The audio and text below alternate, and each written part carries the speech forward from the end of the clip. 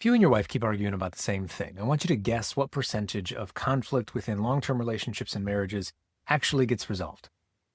It's 69. I can feel you starting to laugh on the other side of the screen. I'm going to need you to pull it back because we have some important things to discuss.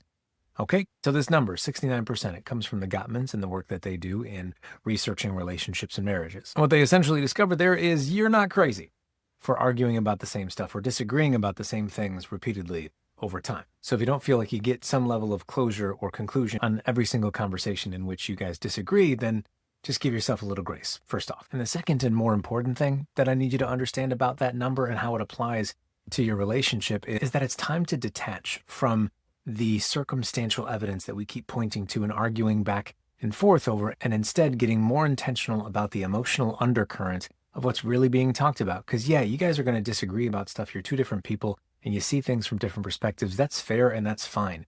But if in those conversations we don't allow ourselves to either share what's going on internally for us or support and understand what's going on internally for them, we're going to walk away from those things at odds rather than, despite the disagreement of the circumstantial things that we're talking about, having some level of understanding of, I see how you feel and I honor that. And this is how I feel. And hopefully you can understand that as well. Because if you're spending life with each other and 69% of the time that you're having some level of disagreement, you don't end up saying kumbaya and everything's fine, then at the very least, we need to see and understand how each other is feeling and appreciate and have empathy for that so we can walk away from it despite the disagreement, still loving each other. It's when we don't care to understand or really sit with the emotional undercurrent of the conversation and just keep bickering about the circumstances that those arguments turn into a shit show. But we can agree to disagree while still loving each other if we take the time to create the space where the emotion that's in there, if they're frustrated or they're upset or you're feeling lonely or withdrawn, like being able to talk about those things despite